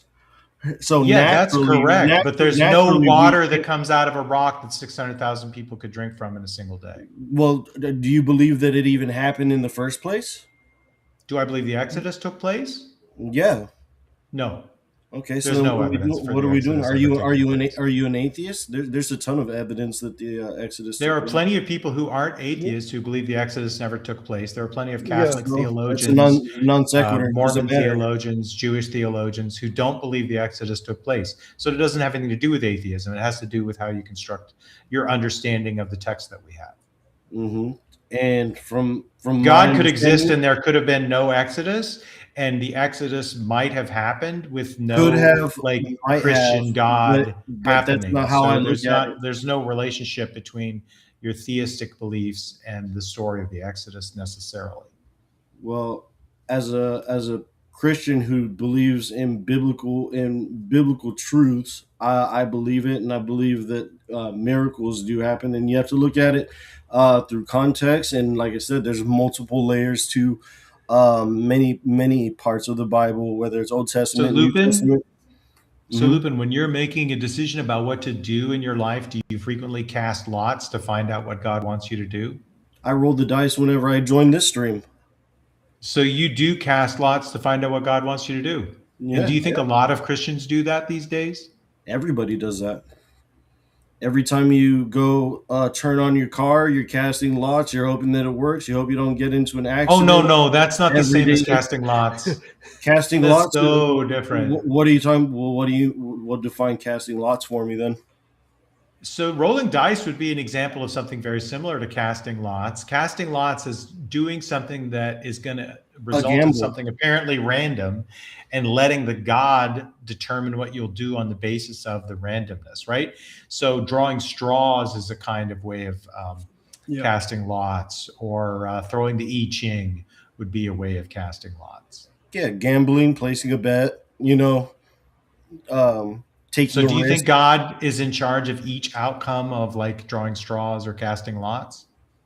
At the end of the day, on a spiritual level, yes, but we don't fully understand that, and we don't know how it's going to play out as humans.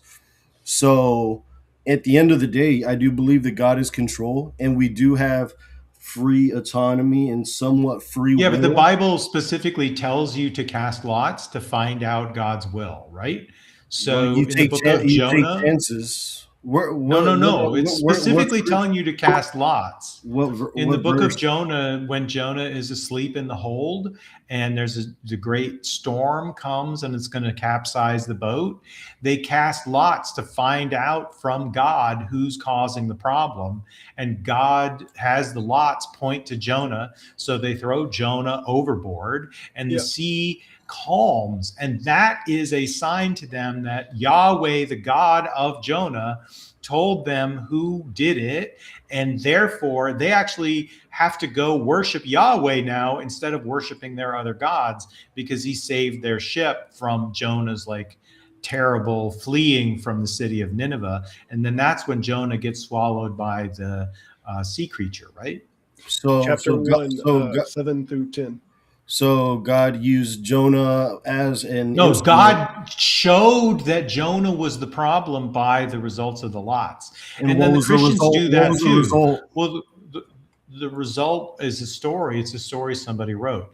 Did they convert to Christianity? Did they accept Jesus Christ? No, there were no Christians. So they didn't accept the Lord of Jonah? They sacrificed to Yahweh. Yeah.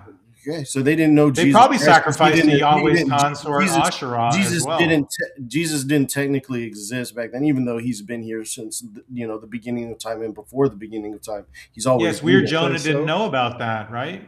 Jonah didn't know Jesus by name, but he didn't know him at all. He knew of Joshua the prophet who crossed the river Jordan. He knew God, but he would have used the same name for Jesus that you use for Joshua who crossed the river Jordan. How would they do that if they wouldn't know what his name would be? But regardless, I mean, it was Jesus. So Lupin, do you think that in Acts chapter 1, when the Christians are picking who should be the 12th disciple or 12th apostle, that they were casting lots to select Matthias or not? Say that again. I'm sorry. In Acts, when they are trying to replace Judas after he's betrayed, and they only have 11 disciples and they need a 12th, they cast lots and they pick a guy named Matthias. Do you think that God was involved with that? What's the chapter and verse? I don't know. I just read Acts. I don't remember the chapter and verse, but I know it's when they're replacing Judas. It's after Jesus goes up to the sky and then dies in the stratosphere because there's no oxygen. And then plummets to the earth in a ball of fiery flame. It's Acts chapter 1, verse 20 through 26. They're casting lots after Judas. So let's see. So why don't Christians still cast lots in church? So what did they whenever they casted lots, what did they do exactly? God told them who to pick. That's okay. God's handling the results of the lot casting, right? They left it to fate and rolled the dice. No, it's God. That's how they should God pick does the that popes. always. That means when you're in a casino and you're gambling and you're losing, it's God literally fucking with you. That's how they should pick the popes, man. Should get everybody that wants to run, get them to pick a number, throw the dice down, or have them draw straws.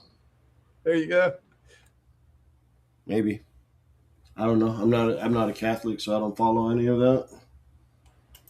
Yeah, well, but you do have to make decisions in your life, right?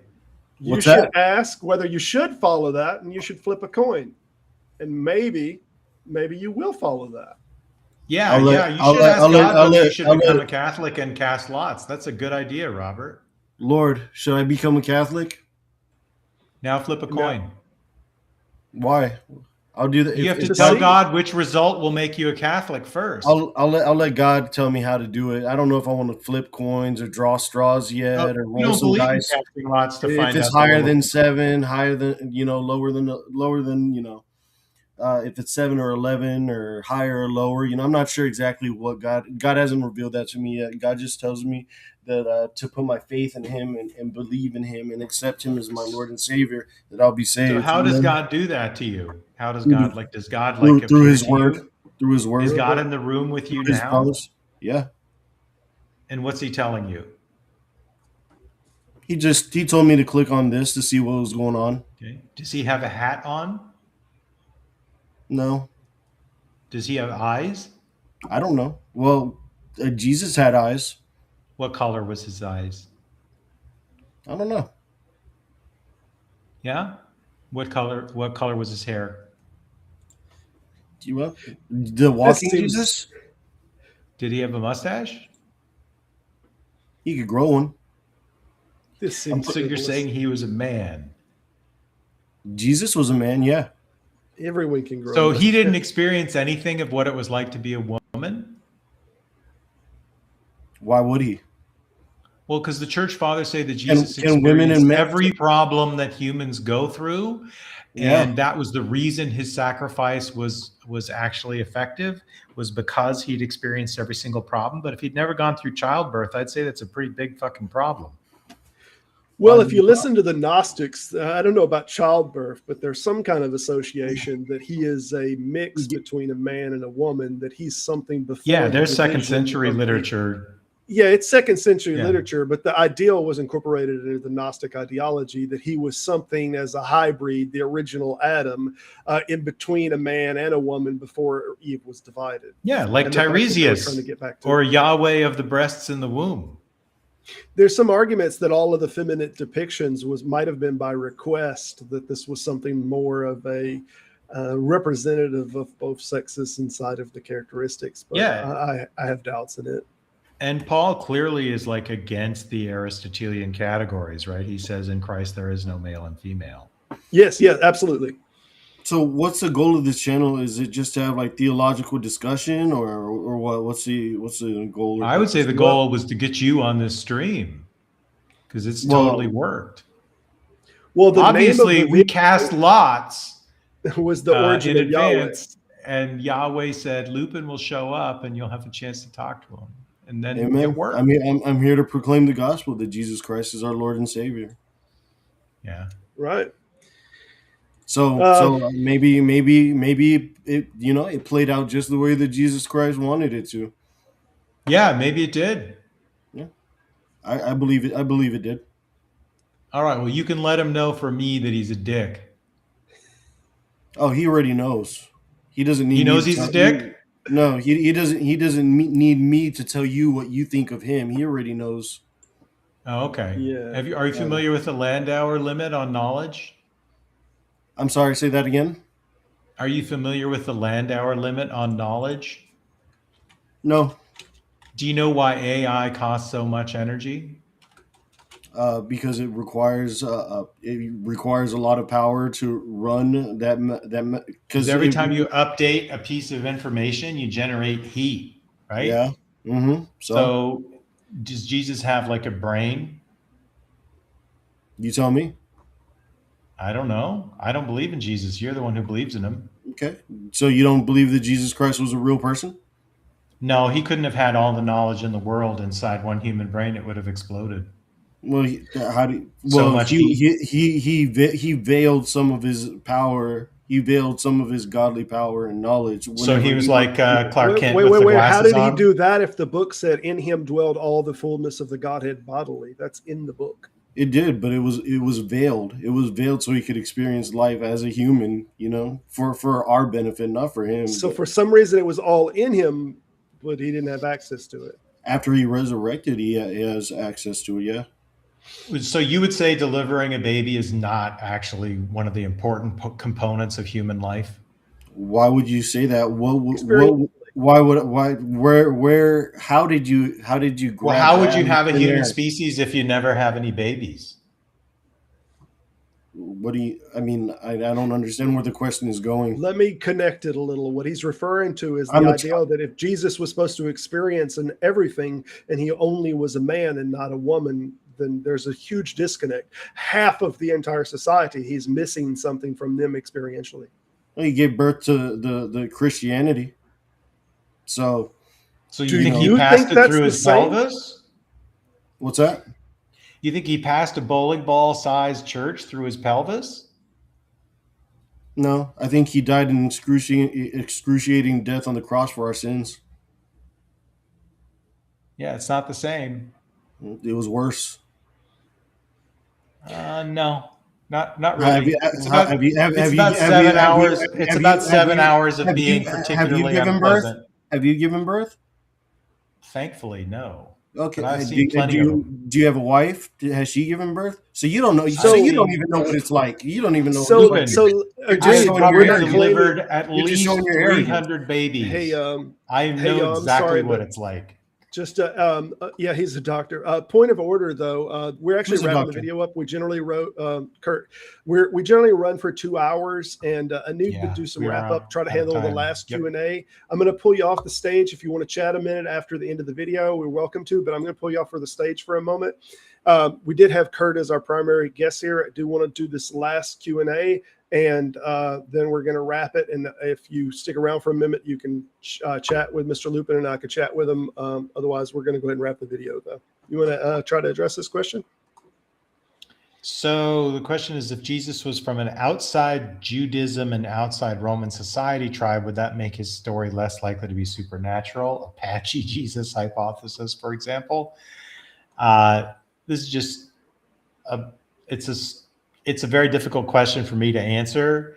Like, the story that we have, to me, is probably based on like actual historical individuals. But those individuals would have been apocalyptic, prophetic traditions from within Judaism. Certainly the fact that in the Gospels, Jesus is confused with John the Baptist by characters from within the text suggests that a large part of the Christian tradition was composed of people who followed John the Baptist. Yeah. Yeah, and I think there's obviously we already had some prophecy that mentioned the king of coming out of the lineage of Judea. So we kind of already had, if you're going to make a character that's going to try to be the Christ, you got to check the boxes of the pre-existing prophecy, and he was going to have to come out of Judah. So that's to me that's a given. And the second century apologetics are all about baptizing the Hebrew scriptures into Christianity, and then showing that they're this wonderful ethical guide for people in the Greco-Roman tradition and world as well. Excellent. Fantastic. I appreciate you coming on, Curt. I thank you for stopping by. We don't have anything scheduled yet for next week. We will be back again in 2 weeks. I'll probably try to put 2 weeks in a week, and I'll try to put a post on what we're going to be talking about, or if I'm going to have a guest. But I thank everybody for stopping by.